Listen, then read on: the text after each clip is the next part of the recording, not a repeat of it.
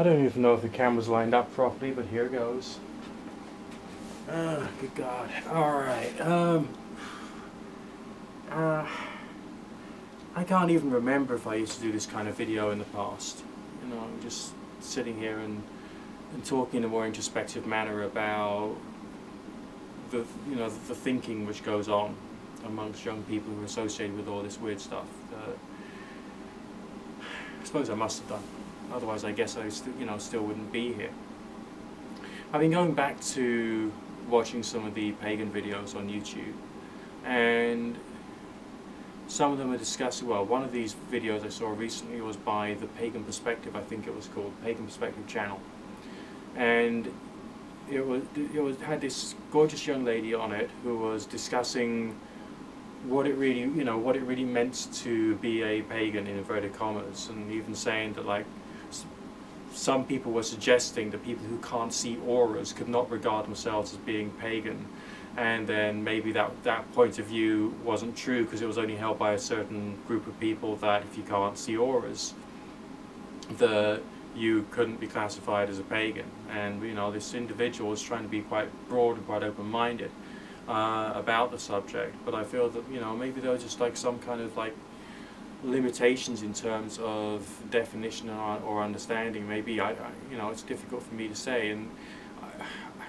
I was looking back at what I was looking for, and I suppose when I was in my teens and my 20s, and I was involved in the pagan movement more and all of that, I listened an awful lot to the definitions. The definition was always the big thing. Someone would give a definition and that would be the thing, and then I would believe that that word was like defined in that one particular way. It would be a specific thing that I would therefore have to accept intellectually, that this was the definition of, oh, I know, the god and the goddess, or spirituality, or magic, or the religion, or the circle casting, and the rest of that. But it was still shocking for me that individuals within a religious community, all right, would not even understand the meaning of the word dogma or doctrine. And I feel that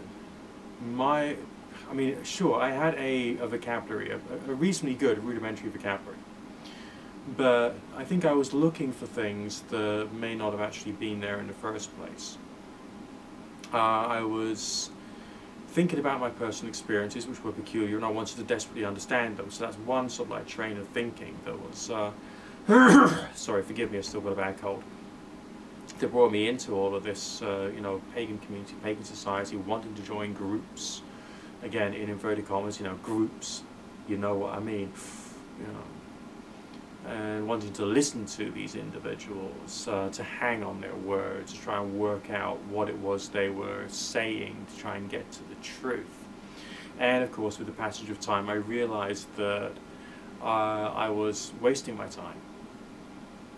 I did think when I started to embark on this journey, there's two things I can get from this, moving into the the supernatural communities, the pagan communities.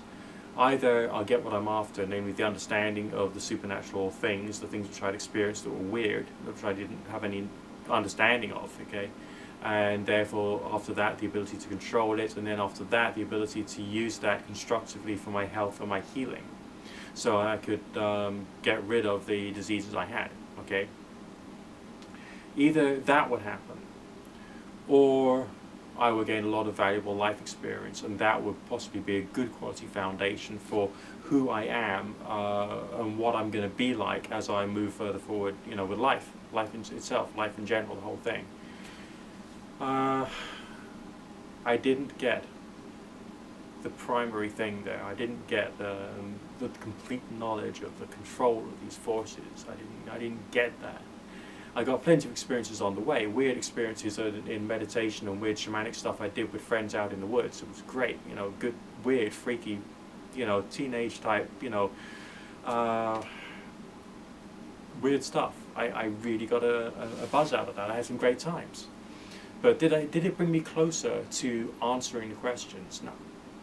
It just brought me to the point of asking more and more and more questions. And I suppose because I'm quite a broad-minded, complex thinker, you know, I couldn't stop at believing one specific truth claim. You know, and I mean, there'll be an individual there who would tell the world, you know, or everyone in the room, because he was the most important person in that chair, all right, that he was so powerful that if there was some evil spiritual force in his flat, then he would banish it and it would go, because he was powerful. To which I would then say, well, suppose you don't fully understand what these things are about. Suppose you don't fully understand what power these things have, if they exist at all. Suppose you don't even know whether that was a real spirit, rather than just a hallucination brought about by a digestive complaint you've got. The individual I was talking to at that time wasn't actually very happy that I had challenged his authority and power, and because, you know, when people give these hard truth claims, they are making a big statement that they are the one who has the power.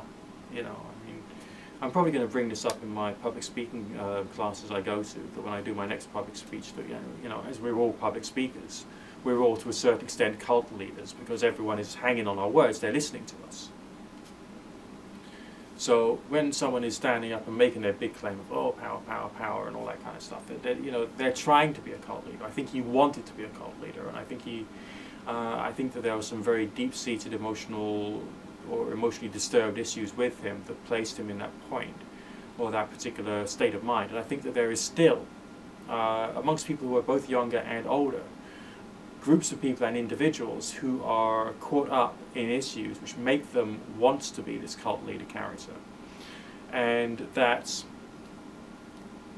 distorts things a lot, because they will want to try and hold on to their feeling of control over people, okay, and in doing so they're going to stop people from thinking, they're going to drive people away from their search for the truth. They may even use fear to try and maintain their position of power, because they you know, there's something inside them which feels a certain sense of healing from when they get that power trip going, okay? And as they go through this, you know, pseudo-cult leader stage, they don't want to lose it, because they feel, you know, that they are being given respect, okay? I think that sort of thing is still going on.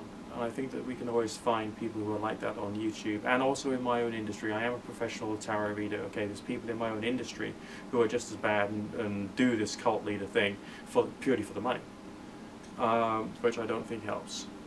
I don't think it helps people. And I still, even today, you know, when I'm working on the phone, I get customers coming to me who've experienced that, and they're relying upon me to pull them out of it. And sometimes they don't know that they're relying upon me to pull them out of it, but I try and do it anyway. With the self-analysis that I've done from when I was younger to what I am now, I can empathize with what I saw in that particular pagan video and some of the other ones I've seen, where there's individuals struggling hard to try and work out what the definitions are, what the ideas are. I mean, at this time in my life, I can just think, you know, screw it, it doesn't matter. You know, just carry on with living, and try and take inspiration wherever you can, and try and be a better person, because a religion is just a religion, is just a religion, full stop. You know, it won't cure you of your diseases, it won't give you tons of money, you know, it won't solve your life problems, it probably won't get your relationship back, unless of course your relationship partner is of the same weird religion and all the rest of it. You know, it won't necessarily cure your life problems.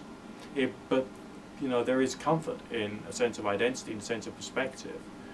And the cult leader mentality people do try and, whether consciously or not, try and undermine the sense of identity that a person has, and to attack it, okay, verbally, ideologically, and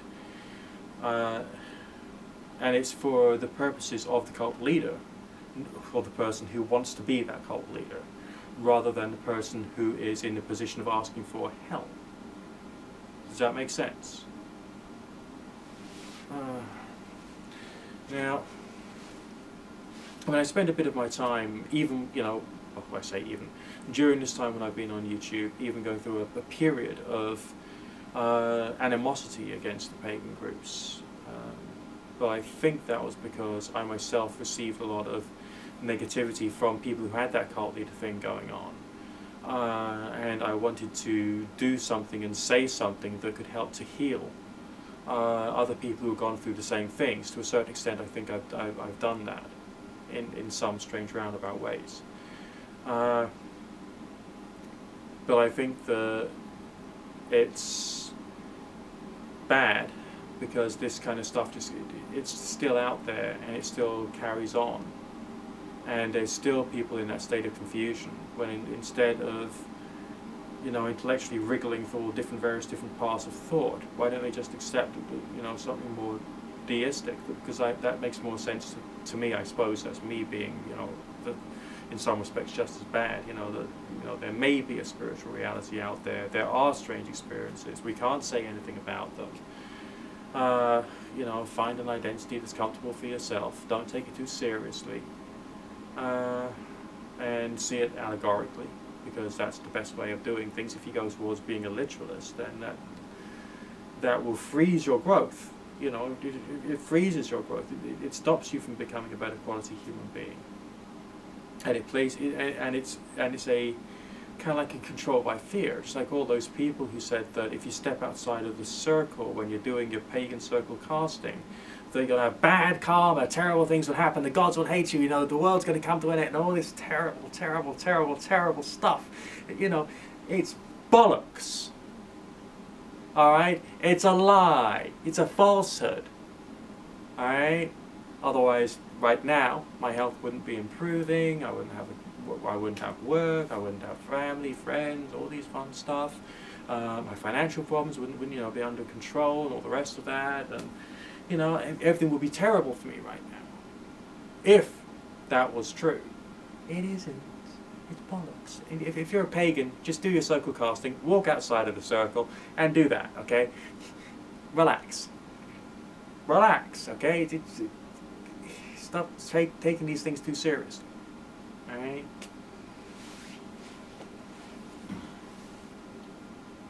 Now,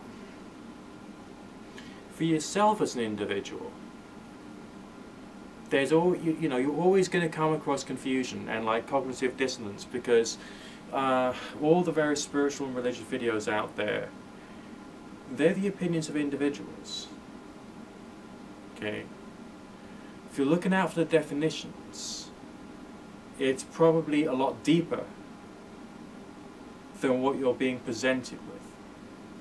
And do be careful of those people who are trying to control you, and because you may have got into all this weird stuff for a purpose, and that purpose probably cannot be fulfilled by where you're at the moment, or indeed where your current path is taking you. It probably can't be. Alright? There's nothing wrong with you having your identity or your spirituality, or, you know, whether you see yourself as a pagan or a witch or a Christian or a Muslim or a Jew or a whatever, you know, spiritualist, spiritual medium, or a crystalist, or a myth and magic worshipper, or whatever, you know. Do it. I seriously care as little, you know. It doesn't matter. You're just a human. You don't have to culturally separate yourself from other people by your tattoos and your jewelry and all that stuff. It just isn't important. Okay? Relax. Be at peace.